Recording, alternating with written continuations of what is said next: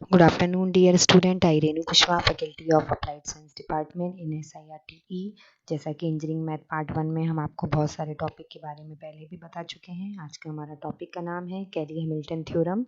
कैली Hamilton theorem किस तरीके से मैट्रिक्स में अप्लाई की जाती है, किस तरीके से ये अदर कोर ब्रांच में अप्लाई की जाती है, इसकी बेसिक एप्लीकेशंस क्या हैं इन डेली लाइफ, इन सब के बारे में जानेंगे। तो हम स्टार्ट करते हैं। Today is my topic name is Cayley Hamilton theorem. तो सबसे पहले द फर्दर मैथमेटिक्स नेटवर्क के बारे में हम जानेंगे। तो आइगन वैल्यूज और eigenvector the Cayley Hamilton theorem, मतलब कहीं ना कहीं जो आइगन वैल्यूज और आइगन वेक्टर निकालते हैं उसी को जब हम आगे एक्सपांड करते हैं तो this is another type of Cayley Hamilton theorem.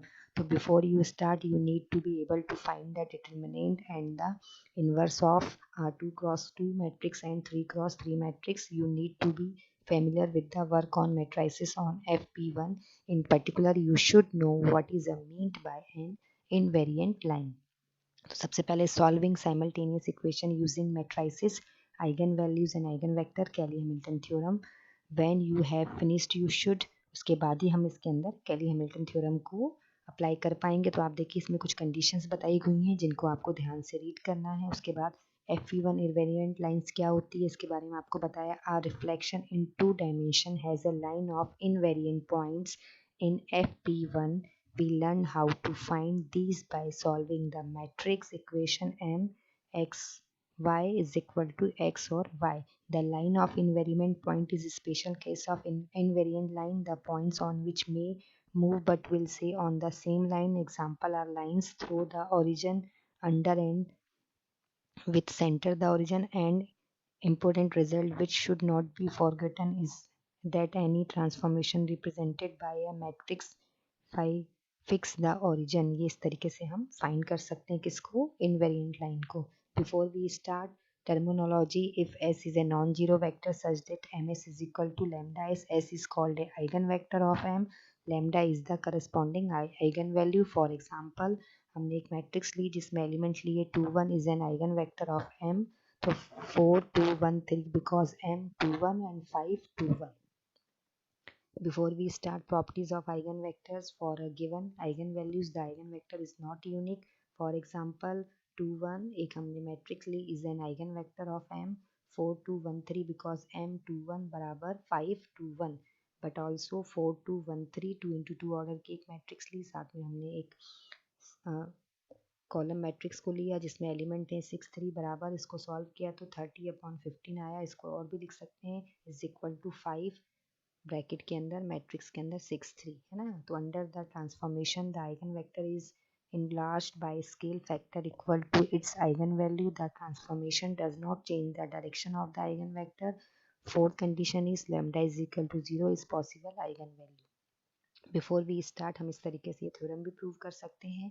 Finding eigenvector, we need to solve the equation M S is equal to lambda X. इस तरीके से M S is equal to lambda S, M S minus lambda S is equal to 0, M S is minus lambda I S is equal to 0।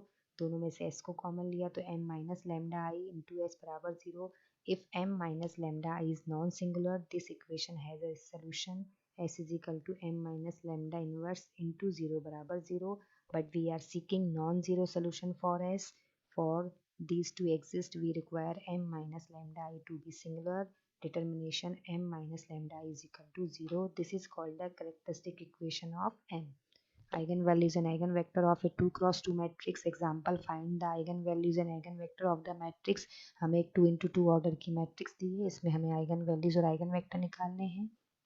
ठीक है, तो इस तरीके से lambda की हमने सबसे पहले कैरेक्टरिस्टिक इक्वेशन बनाई, उसको सॉल्व किया तो यहाँ पर लैम्डा की 2 वैल्यू आई, लैम्डा 2 और 3, उसको सॉल्व करेंगे। उसके बाद eigen values and eigen vector of 3 cross 3 matrix, इसको भी ऐसे ही सॉल्व करेंगे। सबसे पहले डिटर्मिनेशन फाइंड किया, कैरेक्टरिस्टिक इक्वेशन बनाई, फिर वहाँ से लैम्डा की 3 value I, this is called eigen values.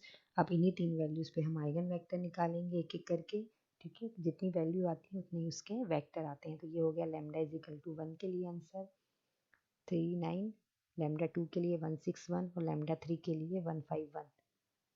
Useful to remember sum of root TRM, product of roots, determination m for a 2 cross 2 matrix m is equal to ACBD. The characteristic equation is determination m minus lambda is equal to 0. यहाँ से हम हमेशा roots के through अपनी equation को solve करके lambda की value निकालते हैं, जिनको आइगन वैल्यूज बोला जाता है। These properties also hold for n cross n matrices.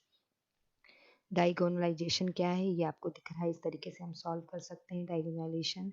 ये उसका रिजल्ट आ गया। उसके बाद हमें इस डिफरेंट डिफरेंट प्रॉपर्टीज को अपने क्वेश्चन के अंदर सॉल्व कर सकते हैं, इस तरीके से फाइंड कर सकते हैं। फॉर एग्जांपल, ठीक है, द कैली हैमिल्टन थ्योरम, जब तक आप कैरेक्टरिस्टिक इक्वेशन और के अंदर आइगन वैल्यूज और आइगन वेक्टर को सॉल्व करना नहीं सीखेंगे, तब तक आप इसके अंदर कैली हैमिल्टन थ्योरम को सेटिस्फाई नहीं कर सकते।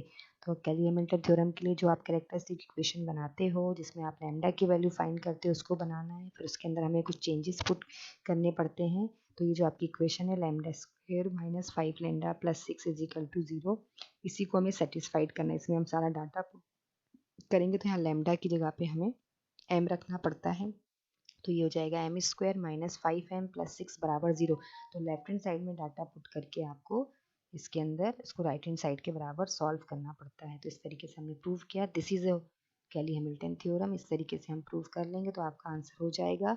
So thank you very much for listening. आज आपने जाना किस तरीके से कैली हैमिल्टन के थ्रू हम अपने इनवर्स को फाइंड कर सकते हैं। तो आज के लेक्चर में इतना ही काफ़ी है। नेक्स्ट लेक्चर में हम आपको और डिटेल में बताएंगे। Once again, thank you very much for listening. Have a nice day. Take care. Stay